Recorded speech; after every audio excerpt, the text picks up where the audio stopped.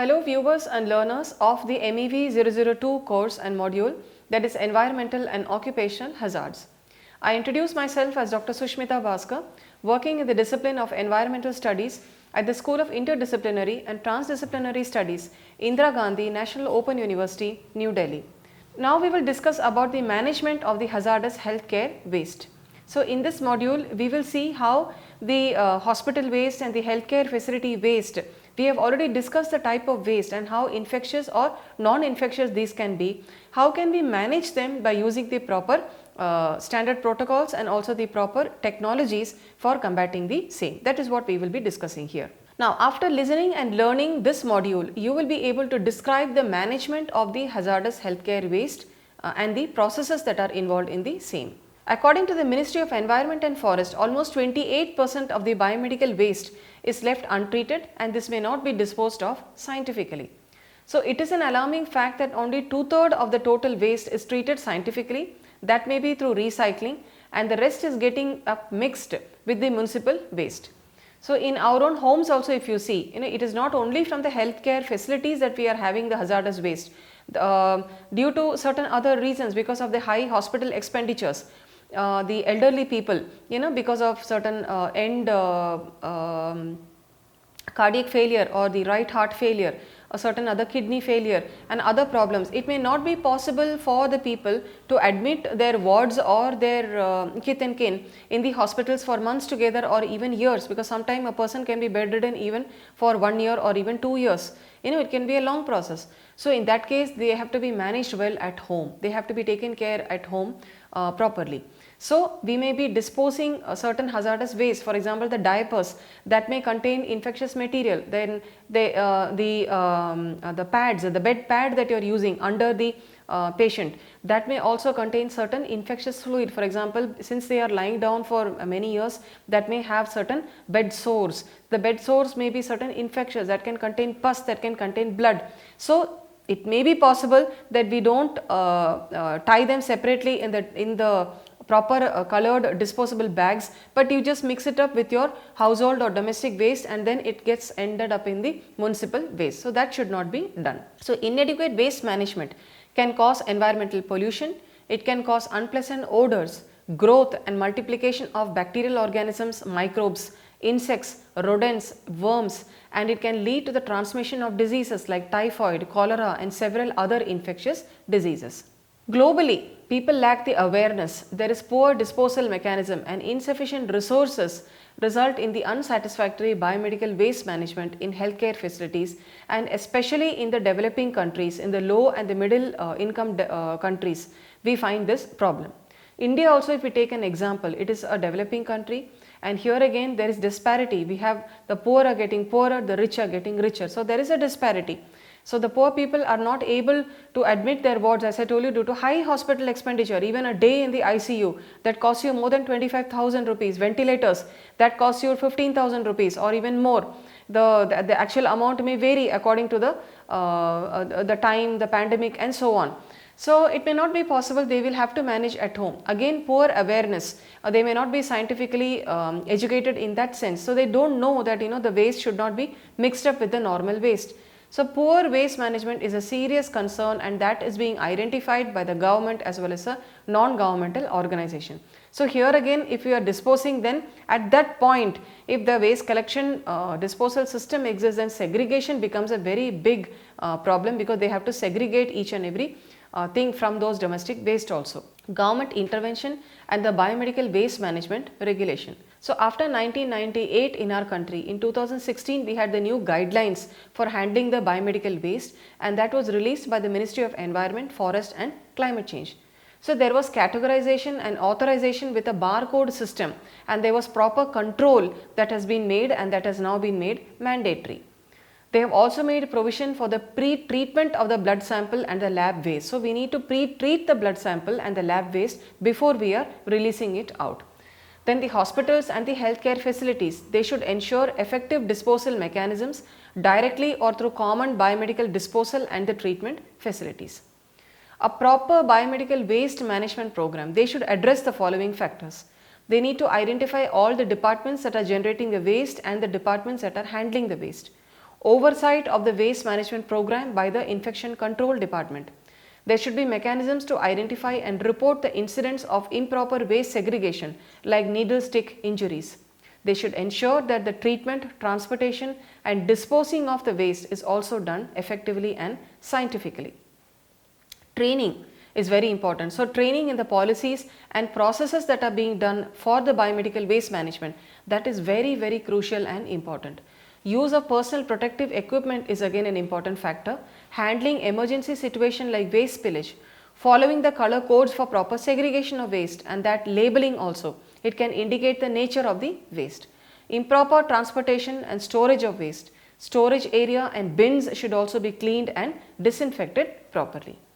Now, it is a responsibility of the entire healthcare industry along with the hospital staff to ensure that the biomedical waste is managed efficiently. So, the new guidelines of 2016, this has to be implemented properly in every healthcare sector and facility so that the biomedical waste are minimized and they are eliminated completely. Segregation. This is an important element in efficient healthcare waste management.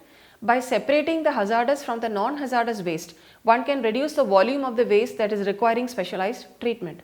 Waste classification, waste minimization, containerization, color coding, there is a color coded bins are important, labeling, signage, handling, transport, storage, treatment and the final disposal. So, all this needs to be done in the proper way, following a flowchart kind of a system, and then we can say that the waste has been managed properly. There should be continuous training for the personnel who are involved in it. There should be planning provisions, budgeting, monitoring, evaluation and documentation, record keeping. All this is very important because they should know that when the waste was generated and whether it was pre-treated and what date that is going out and so on. So, documentation and record keeping is a very important factor also in the healthcare facility sectors.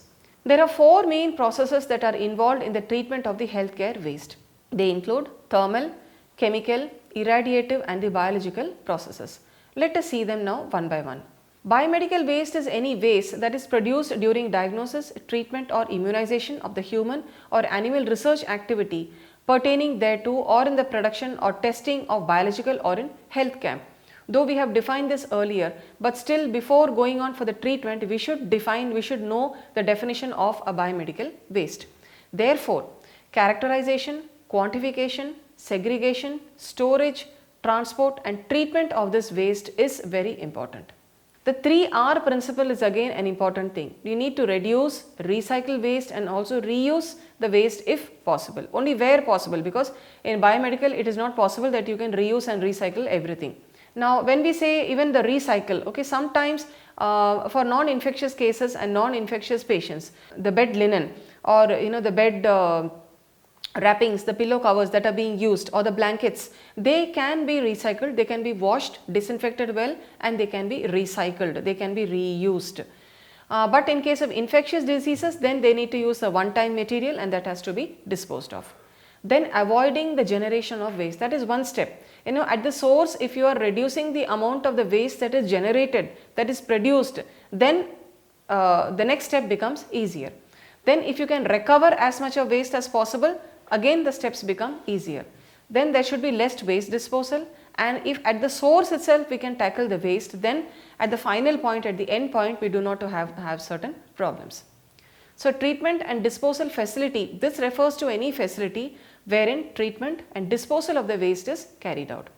The hazardous waste, now this can be physical, chemical and microbiological risk to the general public and population, to the healthcare workers who are associated with handling, treatment and the disposal of such waste. Now, in Geneva in 2007, I think it was in June or July 2007, the World Health Organization held a meeting and they had certain core principles for achieving safe and sustainable management of the healthcare waste, and that was developed. Here they stress that through the right investment of the resources and commitment, the harmful effects of the healthcare waste to the people and the environment can be substantially reduced. The first edition of the WHO Handbook on the Safe Management of Waste from the Healthcare Activities, it was published in 1999 and this book was known as a Blue Book.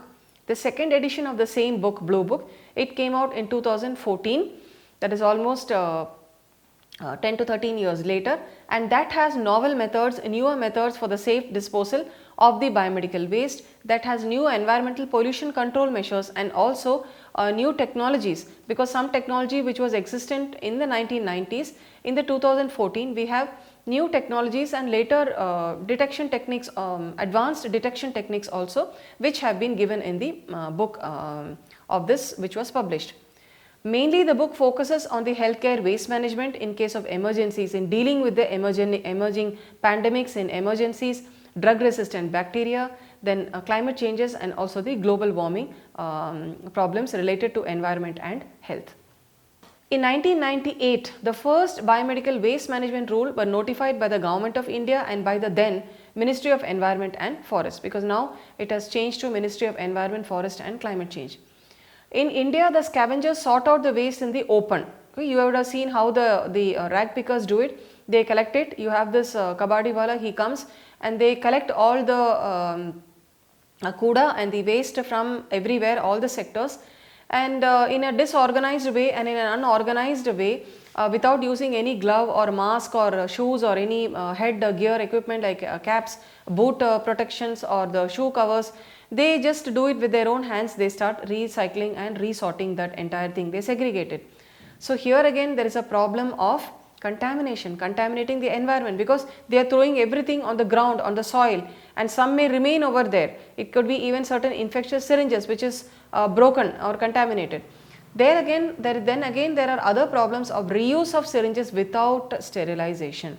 Because when you are sterilizing, you are heating it at high temperatures. It is supposed to kill the bacterial spores and certain bacterial or the microbial infections.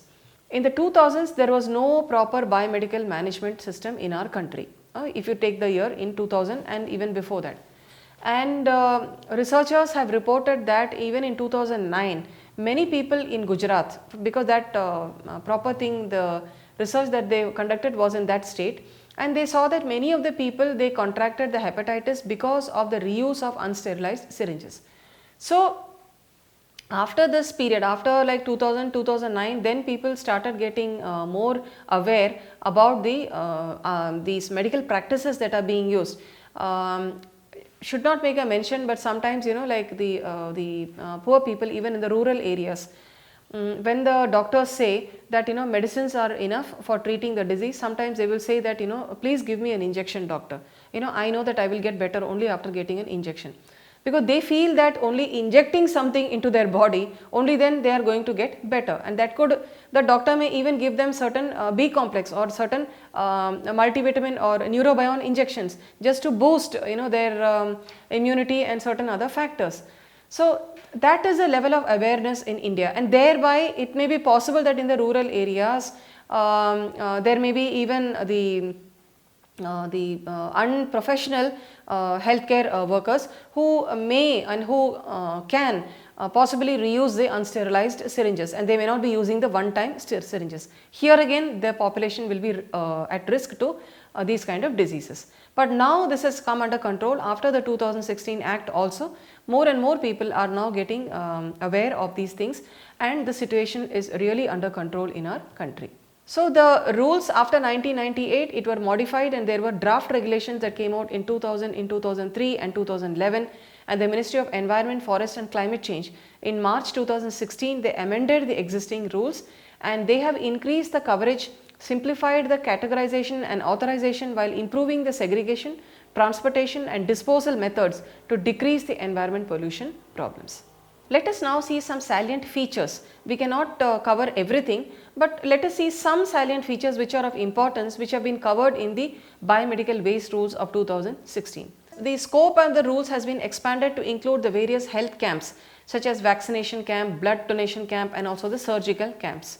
The duties of the occupier of a healthcare facility that have been revised, and occupier means he is a person who has administrative control over the healthcare facility generating the waste. Then a pre-treatment, compulsorily pre-treatment of the lab, the blood waste, microbiological waste on the site is required before disposal of these waste.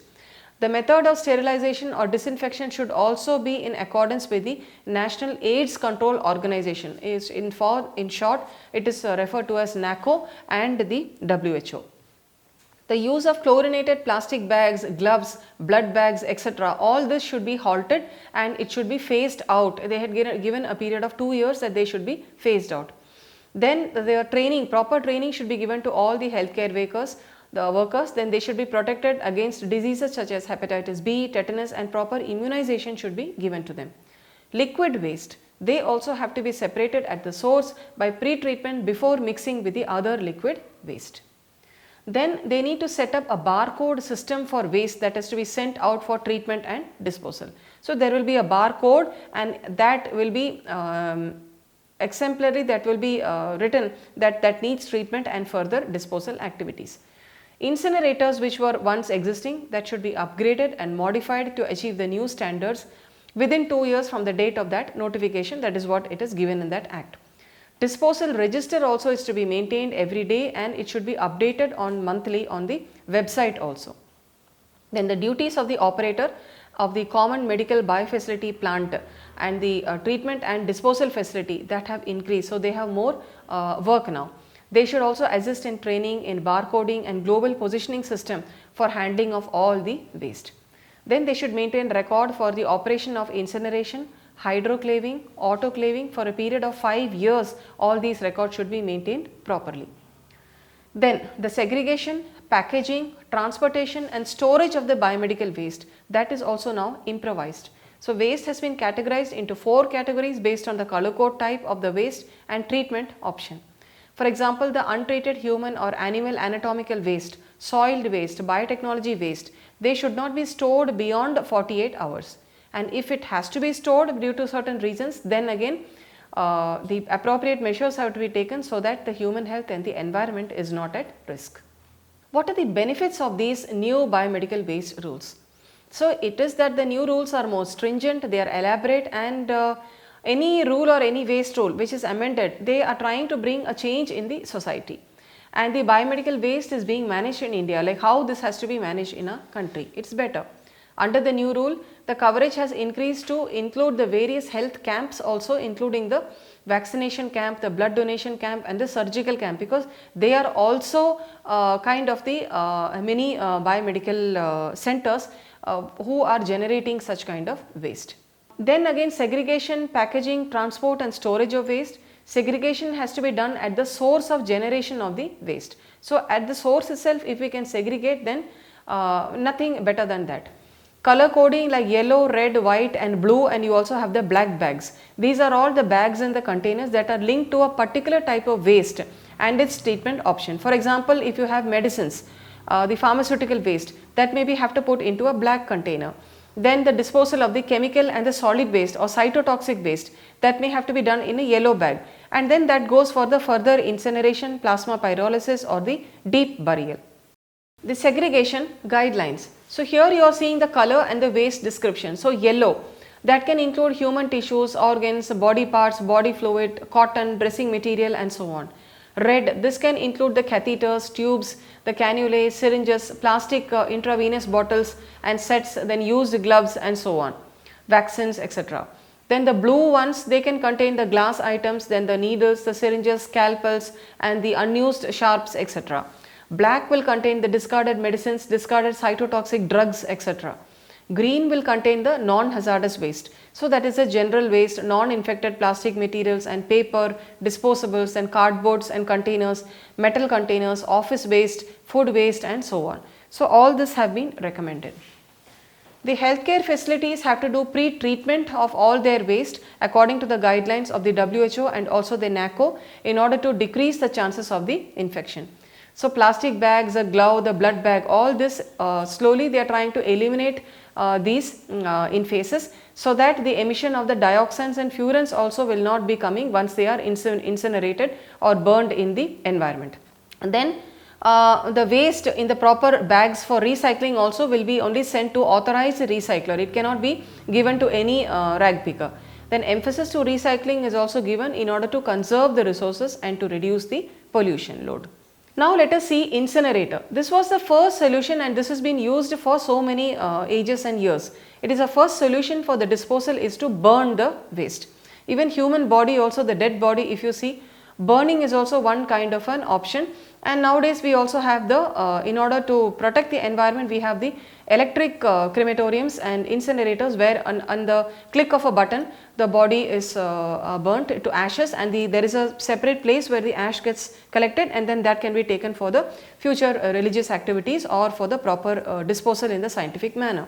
Now, based on high temperature that kills pathogens and destroys the material in which the microbes reside, the temperature will be used.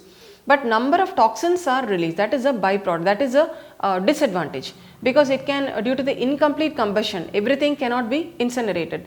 So, the furan, the dioxin, and then after or during the incineration, post combustion cooling also take place. So, some of the components, they can dissociate and they can recombine, they can form the new particles which can also be toxic. Dioxins and furans are toxic chemicals, and they are unintentional byproducts of the waste combustion. They can accumulate in the fatty tissues, and they can also magnify in the food chains. So, what are the other technologies for the safe biomedical waste disposal? There can be thermal processes. In this, you can use low heat, medium heat and high heat technologies. Low heat, that can operate between 93 and 177 degree centigrade. That can include the microwave, autoclave, and mainly in this sterilization occurs. So, hazardous waste, the chemicals cannot be autoclaved because they release toxic emissions. Heat resistant containers, beddings and other bulky waste also, they cannot be disinfected in the autoclave. Medium heat, that is between 177 to 540 degree centigrade. This includes reverse polymerization, thermal depolymerization. It involves the application of high energy microwave in nitrogen atmosphere to break down the organic matter. High heat, this operates between 540 and 8300 degree centigrade. This involves the processes of pyrolysis, oxidation, plasma pyrolysis, induction based pyrolysis, and in the pyrolysis oxidation, inside the chamber, the organic solid and liquid waste, they can vaporize at high temperature, that can leave behind inert ash, glass and also the metal fragment. This is again followed by combustion of the vapors at very high temperatures up to maybe 1000 degrees and so on in a chamber, and the clean exhaust steam is also released.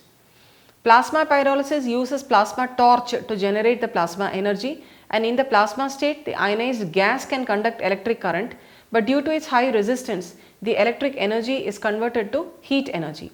The residue generated includes carbon black, vitrified glass aggregates and also the metallic residues.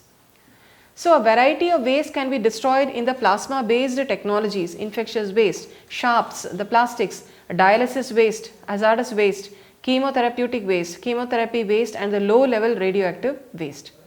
Advantage of this are low emission rate, waste residue is inert and sterile, they are environment friendly, and there is reduction in the volume and the mass of the waste. Disadvantages include that they include high capital cost, there is high operational cost, high electric usage is there, limited lifespan of the plasma torch, and it can generate toxins in the poorly designed setups. Now we have the chemical based technologies also. In chemical you have the chlorine and the non-chlorine based systems. Chlorine based means they use sodium hypochlorite or the chlorine dioxide. Sodium hypochlorite is also used as a disinfectant for cleaning the surfaces. But in this also toxins such as dioxins, haloacetic acid and chlorinated aromatic compounds are released where the sodium hypochlorite is used. Again, chlorine dioxide is unstable, it is a strong biocide, it decomposes to form salt, less toxins are produced with it, and this does not react with ammonium or alcohol. The things that can be treated with the chemical based technologies of chlorine based technology, that includes the cultures, the sharp, liquid waste, human waste, laboratory waste and also soft waste. Volatile, semi-volatile organic compounds, mercury and radiological waste cannot be treated with this chemical based method. Then the chemical based technology requires closed system and it is operated under negative pressure, and the exhausted air has to be passed through the HEPA filter to protect against aerosol formation during the shredding processes. Non-chlorine based technology uses either gas, liquid or dry chemical. Alkaline hydrolysis at high temperature that can convert the human and the microbial waste into neutral aqueous solution. It is used for human tissue waste, body fluid and also the chemotherapy waste. Advantages: it is fully automated technique, it is easy to use, there is ease of discharge of liquid effluent into the sewage and no byproducts of the combustion are formed here. Disadvantages: toxic byproducts due to large scale chlorine and hypochlorite use, chemical hazards and offensive odors can be released. Finally, ionizing radiation or IR. This can cause damage to the DNA, it can produce free radicals, damage the proteins and enzymes of the infectious particles. So, this is also used as an alternate technology. The electron beam technology produces the ionizing radiation as a beam of high energy electron propelled at high speed to hit the target or to speed the target. The infectious waste, human lab waste and soft waste that includes gauze, bandages and gowns and sharps can all be treated using the ionizing radiation. Advantages: it does not produce toxic emission, it is liquid effluent, no ionizing radiation after the machine is switched off, and it is a low operational cost equipment. Disadvantages: radiation exposure can be there, so the technicians and the personnel who are operating should be well trained. Concrete shield is required that should be several feet thick around the system so that the radiation is not exposed. Removal of the ozone gas, the shredders and grinders, all this are required in order to reduce the waste volumes. The biological method or the bioconverters. This uses a solution of enzyme to decontaminate the medical waste and resulting sludge. Water is removed for the sewage disposal and the solid waste will be sent to the landfills for the further treatment. Another method is also using biodegradable plastics. So, many biomedical plant they build their processes with the biodegradable plastic, and this plastic can undergo biological degradation with the microbial extracellular enzymes. So, the microbes are using the biodegradable polymers or those bags as substrate for their metabolism. So, dear learners and viewers of this module, I hope you have had a good understanding of how we can treat the hazardous biomedical waste using the chemical methods, a simple biological method, using incineration methods, using the thermal technologies where low, medium and high heat technologies can be given, and also using certain ionizing radiations and methods where the waste can be tackled properly. We also saw the latest biomedical management rules which came out in 2016, and this is more effective and it focuses on minimizing the waste also which is generated at source, and it requires more rigorous and proper training also to the technical workers and those who are involved in the segregation of the waste at source itself from the hazardous and into the hazardous and the non-hazardous waste. Thank you for your patient listening.